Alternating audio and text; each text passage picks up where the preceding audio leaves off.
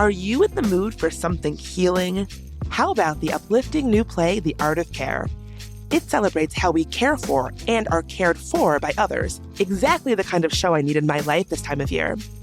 Mosaic Theater presents The Art of Care, October 31st through November 24th at the Atlas Performing Arts Center. Get tickets at mosaictheater.org and come celebrate our shared humanity.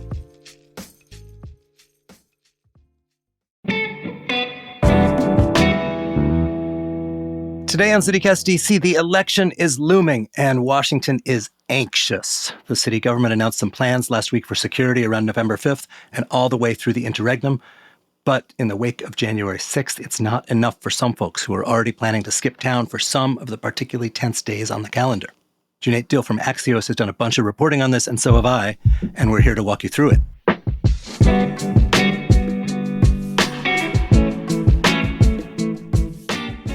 Today is Wednesday, October 30th. I'm Michael Schaefer, and here's what DC is talking about.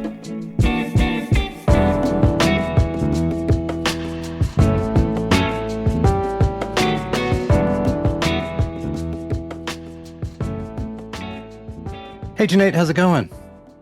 Hey, Mike. I'm doing good. How are you, man? I'm good. You and me both been reporting on the same thing this week. We have. We both have columns about this same exact topic. I think mine is better. But listen, so here's the deal. You reported on this with a more sort of city government focus. We are heading into our first national presidential election and interregnum of the post-January 6th era. The mayor had a press conference about this, and there was a sort of breakfast briefing for the mayor and council this week concerning the amped up security surrounding the election and its aftermath. Can you sort of give a big picture of what is going on? Yeah, the mayor, the council, everyone got together this week and basically gave everyone heads up. This is going to be an unpredictable 11 weeks between election day and inauguration. People should be flexible. We're going to have demonstrations. There will be detours, most likely. At the worst end of the spectrum, we could see violence and maybe unrest. And so DC is prepared for that. They have a lot more intel gathering, so we're told. They have a lot more security, a lot more police officers. At least 1,000 officers from outside the city are going to come to DC to help during various events. They're targeting several dates. January 6th last time was when the Capitol was stormed and there was the riot when Congress was certifying the election. This year it'll be on January 6th again. They're going to certify the election on the same day, and the security will be elevated. They're going to have much more of a hardened Capitol campus. There will be a lot more Capitol police officers and other police officers I can imagine. The Secret Service will take the lead. They've declared this a national special security event, which is, right. Usually the inauguration is one, but like the Super Bowl is one. It's sort of any big deal that could be a target. What does that mean bureaucratically? So the Secret Service takes the lead, but everything we've heard is that it's going to be a bigger security presence. I won't be surprised if the perimeter of the Capitol is bigger than what was last time around. We don't have anything to indicate the National Guard has been called or even put on standby, but that is an option. The Capitol Police have a new protocol where they can more quickly call on the National Guard if they want to. So all eyes are pointed toward a harder Capitol campus. And for locals, actually that could pose some detours around Capitol Hill. Some schools might be tweaking their schedules on January 6th, but this is all because of what we lived through 4 years ago, try to not have another repeat of something like that happening. Wait, so do they have any specific threats they've heard of, either on election week or between election and the inauguration? No. There are no specific threats that the city has announced right now. A lot of this is just preparing and watching and seeing, and if there is a threat, they'll be in a better position to respond. But you did report there's at least some demonstrations planned? There are some demonstrations already being planned. There are permits for about a dozen protests already related to the election in some way. Some are related to abortion directly, some to the Israel-Hamas war, some to climate change. There's a 100,000 person public space permit being sought for January 20th if President Trump is being inaugurated that day. there will be groups protesting him. And this is just a flavor of what's to come. I think we could see more protest activity closer to those dates. At the mayor council breakfast this week, one of the council members talked about how she's already fielding requests from businesses. Should we board up our storefronts? From residents saying, gee, should we take in our garbage cans because they could get lit on fire by protesters? And we're talking about election week, where actually there's very little action in D.C. Most of it is in county voting offices. So to me, this speaks to a kind of broader and quite understandable ambient anxiety in a city that has had January 6th happen and a whole bunch of other destabilizing things. Has the legacy of January 6th led to other, like Capitol Police changes, for instance, that building, proved difficult to secure, or other sort of permanent law enforcement or intelligence changes here? Yes. The Capitol Police say they've hired several hundred more officers. They've dedicated a new intelligence bureau after January 6th. They said, quote, intelligence was one of the top priorities after the Capitol riot. They hired a new director from the NYPD to run the Intel Bureau. Like I said, the Capitol Police Chief can now more directly request National Guard help without having to go to his police board. These were roadblocks that they faced in 2021. And the mayor, like I said, does expect the Capitol complex to be much more hardened. I'll say about downtown, if you think of where we're coming from in terms of downtown's perspective, it had the pandemic, it had crime, it had protests and other unrest. So the past 4 years have really been unkind for downtown. You can imagine there's unease and anxiety about what another election, what some of the unrest that could occur for downtown businesses, for buildings, for people who live there, travel there, work there. The mayor is tamping down on some of the alarmism. Maybe she says she doesn't think people should be boarding up their buildings right now. I spoke to some business leaders. I think a lot of buildings are in the readiness posture. They're kind of in see something, say something mode. My colleague spoke to restaurateur Ashok Bajaj, who has the Bombay Club and restaurants downtown, and he says he's taking a wait and see approach. He says he hopes it's a peaceful transfer of power, but that he's going to be prepared, and he is worried about any vandalism or any lawlessness or surrounding the election if things spill out into the streets.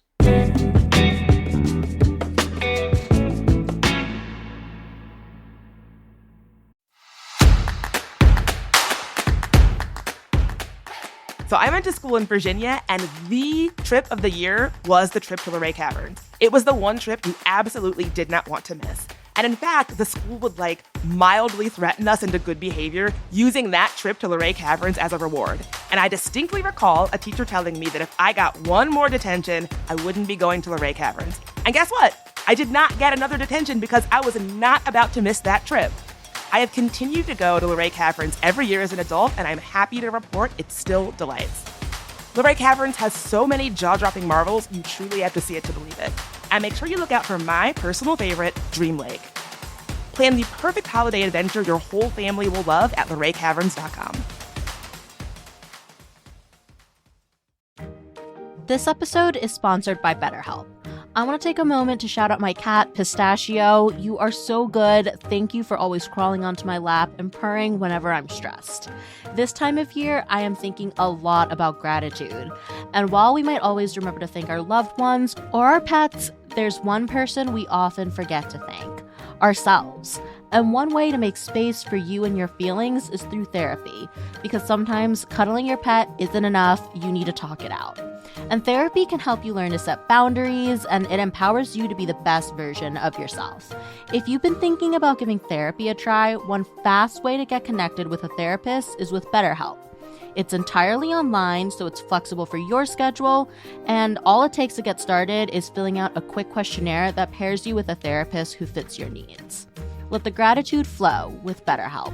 Visit BetterHelp.com/CityCast today to get 10% off your first month. That's BetterHelp, HELP.com/CityCast. I reported on a so-called tabletop exercise that one of the business improvement districts in downtown DC had done with its members, where they sort of sit around tables and game out a scenario. What will you do in this scenario? They were so nervous about partisanship that they said the scenario was that the Beagle Party and the Dalmatian Party are running wild and at each other's throats. And the idea was to get people comfortable with, this is how you make a decision about whether to send your employees home, or this is who you call in law enforcement. The same organization has done similar drills about terrorism or wild climate events or so on. But this kind of coordination proved tricky on January 6th at the Capitol between MPD, the FBI, the National Guard, et cetera. The mayor says it's going to be much better this time. How does that work? Well, it's complicated, right? So, I mean, two of these big events, Inauguration Day and January 6th, will be led by Secret Service because, like you said, it's one of these Super Bowl type events of mass national security.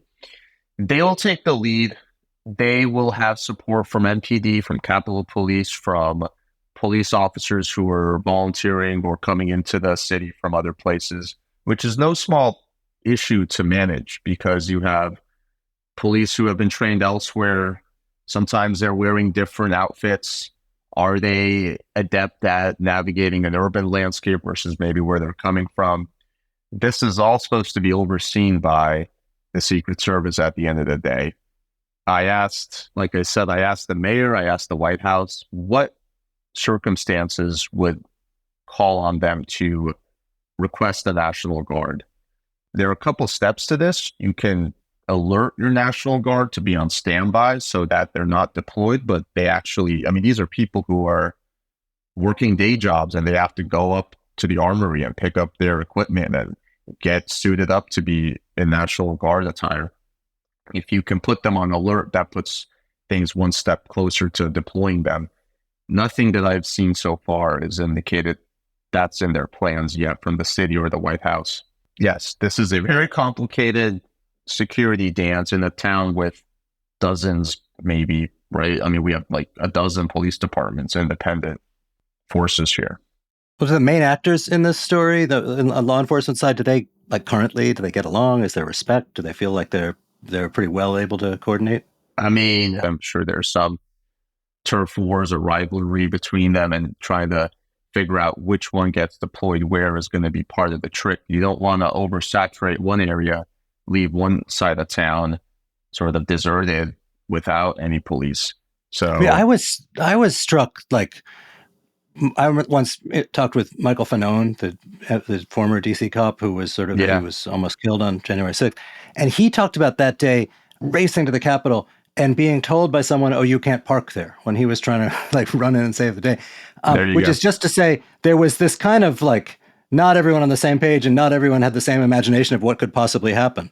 And, I'd like to think that at least, people now have the imagination of oh yeah, really bad things could happen. Yeah, that was, I think, some of the blowback the Capitol Police faced, if I'm not mistaken. They were blamed for not seeing this as a possibility. So, they've put out all this that they've improved since then. Now they have a force of 2,100 cops, and they're doing more for intel, and they have more civilian postings as well to prevent this kind of a thing. So in my reporting, I interviewed this guy, Jarrett Holt, who studies extremist movements, online radicals, et cetera, follows the trade winds of the far right in particular. And he said, he didn't actually think that Washington, D.C. would be a target of their activity. And the reasoning was that ever since January 6th, it's been kind of an article of faith in those communities that anything in Washington is like a trap. It's like the feds trying to lure you in so they can entrap you into doing something bad. And that therefore these folks were much more likely to stay out of D.C. than they would have been when they thought Donald Trump was calling the shots about local policing. So that gives some reassurance. And similarly, he argued that the groups on the far left really consumed a lot of their energy on the Israel-Hamas war and have a kind of pox on both your houses vibe between Kamala Harris and Donald Trump, so are less likely to get as exercised about electoral politics. That's the conventional wisdom. On the other hand, before January 6th, the conventional wisdom was we don't have efforts to overturn elections in the United States. Now, I want to pose you a question. Who are the people who are going to leave town because they're worried about the election? There are people who are decamping. There are. And I talked to a bunch of them. There's not really a age or political perspective or anything that you can put on them. It's a lot of people have particularly bad memories of January 6th, but I talked to someone sort of more towards the right who was like concerned, like, what if Trump wins and, Antifa goes wild? Obviously talked to people on the left who didn't feel good on January 6th, but also don't necessarily like the kind of highly armed response that would be typical when institutions of power are threatened. So they don't want to see the militarized zone type of deal that may be evoked. Right. And my sense was, of the people that you spoke to in your reporting and I've spoken to, I think the city, officialdom, whether it's like DC officials or federal officials who deal with the security of the federal perimeter, they seem to be on top of things that could go wrong. And I'm rather convinced by the arguments that, Washington is not going to be the gathering point for far right that it was when Trump was president. But I have a hard time, begrudging these folks their anxiety. I think this is, we're in new territory as a culture. And, Americans, thanks to a fairly lucky history, we're not very good at this. We're not very good at gaming out like, oh, gee, what violence could happen? I talked to the editor of this newspaper in Bangladesh because I was asking him, like, what do we not know as Americans about how to deal with these situations? And the things that he said that are sort of a, kind of basic things his reporters do, like we check in on, what the army is going to do. We don't do that. People who cover politics don't do that. People who cover, city government don't do that. Americans just don't have that kind of muscle memory. And, if some people interpret this current set of facts as a thing to make them very nervous, I have a hard time blaming them. Right. I mean, I talked to someone whose friend will be in Europe, and they pre-planned that trip for the election months in advance. They wanted to be just out of here for 2 weeks. I mean, people who have the means are doing that. What I hear a lot from people from January 6th was that if you had your kid stuck in daycare and you couldn't reach them because of that, or if you were obviously literally in the Capitol and you went through that experience, or you were around the Hill, you are very much affected and you still have that sort of trauma, if you will. And they don't want to relive any bit of that. And even if you're, someone in Tenleytown or sort of somewhere outside of that, Capitol zone, the fear that I heard from people was a sense of lawlessness could erupt if something insane, crazy happens, like a riot or something of that nature. And that does affect a lot of other parts of the city as well. Right. And the irony here is that, like, some of the things people do to prepare because they're nervous actually sort of increase the ambient anxiety. Before the last election, which came just after the 2020 summer protests, like every CVS in DC had plywood over the windows. And, that must have come out from corporate headquarters. So, they couldn't distinguish between CVSs that are like inside the core of the city and ones on the periphery. But it lent a really gloomy, really, really gloomy kind of war zone vibe to the city. I know that's something the mayor would really like to prevent. It's bad for business, if nothing else. But she didn't quite go there and say, people do not board this up. She just said, like, we're not telling people to board this up. Right. That's right. That's true. Are you going to board up your house? I will not board up my apartment building. But no, I think we'll be, I'm cautiously optimistic that we won't have anything even approaching what we faced last time. I think the city government has taken a lot of steps, and I think the pandemic was a uniquely complicated moment in history that I think gave way to a lot of just stress on the streets and issues. Cuneyt, thank you for being here. Good to be on, Mike. I think we need a meditation session after this. I think listeners might want to go to Headspace or another platform after this. I think that's a phenomenal idea.